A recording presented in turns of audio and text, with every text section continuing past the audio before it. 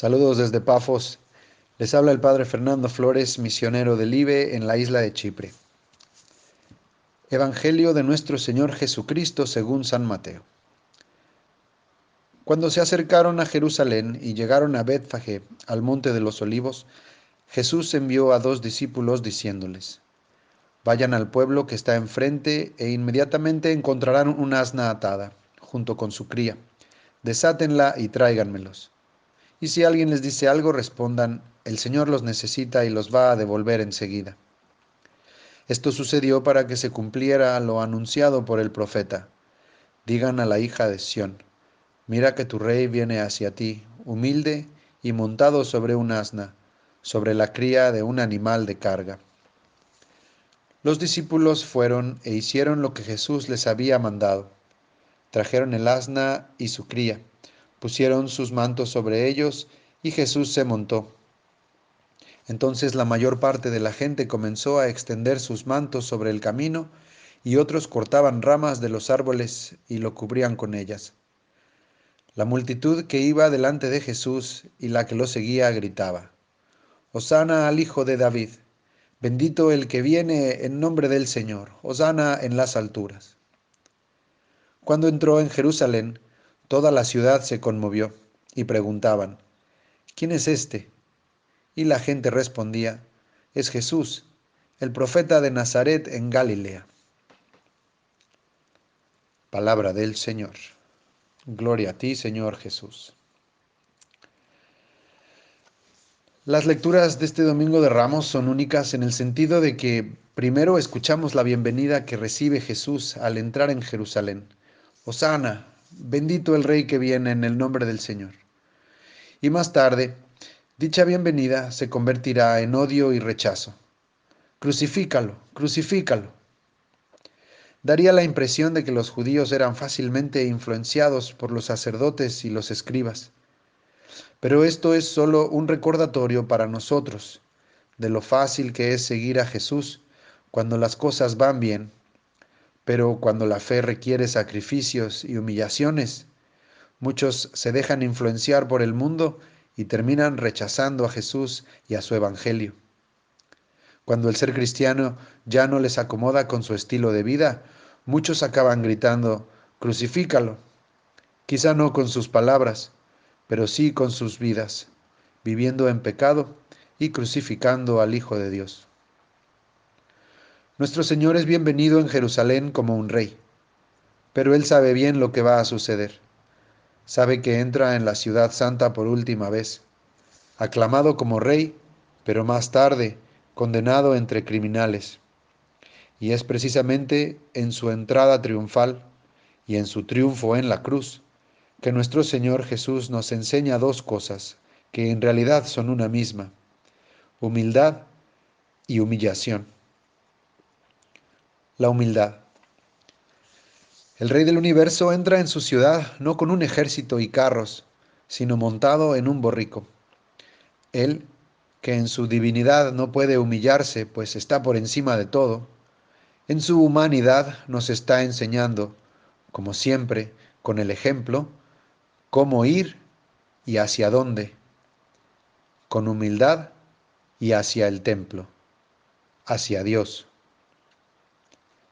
En Mateo 23, precisamente un par de capítulos después de que Jesús expulsa a los mercaderes del templo, él mismo nos advierte: el que se enaltece será humillado, y el que se humilla será enaltecido. La humillación. Jerusalén, Jerusalén, tú que matas a los profetas, no volverás a verme hasta que digas: bendito el que viene en el nombre del Señor. Esto lo leemos también en Mateo 23. Jesucristo, príncipe de paz, soportó toda la violencia y se humilló hasta aceptar la muerte de cruz. Para mejor entender la humillación de Cristo, nos ayuda a considerar dos cosas.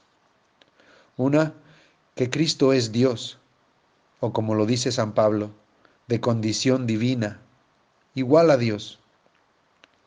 Y dos, que la muerte de cruz Era el espectáculo más cruel y sanguinario usado por los romanos para intimidar a la gente y reservado para los peores criminales.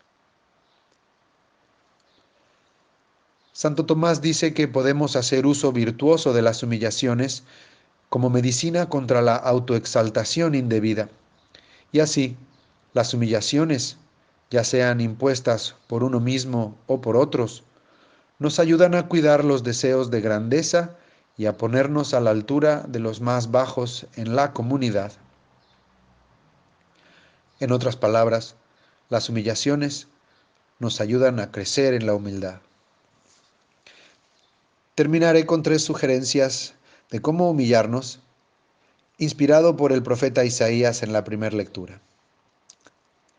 La primera, el Señor me ha dado una lengua de discípulo. Los profetas no eran nada populares, pues estaban llamados a llevar el mensaje de Dios a un pueblo infiel. En nuestro bautismo, nosotros fuimos consagrados reyes, sacerdotes y profetas.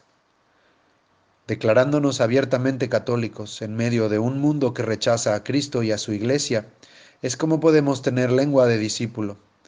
Y quién sabe, quizá así podamos traer a alguien a Dios. La segunda, el Señor ha abierto mi oído. Pasamos mucho tiempo en los propios intereses y olvidamos que Dios le habla a su pueblo constantemente y nosotros debemos prestar atención. De ahí la importancia de pasar tiempo en oración, que no es otra cosa que el diálogo con Dios, leyendo la Sagrada Escritura, que es en verdad palabra de Dios. Examinar nuestra conciencia al final del día es algo muy importante. Estudiar nuestra fe y no decir, esas cosas yo ya las sé. Apreciar la liturgia en estos tiempos en que las iglesias están cerradas. Conocer la vida de los santos también nos deja ver lo que el Espíritu de Dios puede hacer en el corazón del hombre. En fin, poner más atención a las cosas de Dios y menos a las del mundo. Y finalmente, ofrecí mi espalda a los que me golpearon, dice el profeta. El aceptar pacientemente las dificultades de esta vida nos ayuda a expiar pecados y es una gran señal de que Dios está trabajando en el alma para santificarla. San Agustín, comentando acerca del Salmo de hoy, nos dice: Dios mío, ¿por qué me has abandonado? Estas no son palabras de justicia, sino de mis pecados, porque es el hombre viejo, clavado en la cruz, el que habla, ignorante incluso de la razón por la cual Dios lo ha abandonado. Hasta aquí San Agustín. Hay que ofrecer la espalda como Cristo, pues rezongando no solo corremos el riesgo de perder nuestro mérito, sino que, peor aún, podemos ofender a Dios, que en su providencia solo nos manda lo que necesitamos, no tanto para estar bien en esta vida, sino para asegurar la eterna. Nos encomendamos a María Santísima, pidiendo su intercesión para que Dios nos conceda estas gracias. Amén.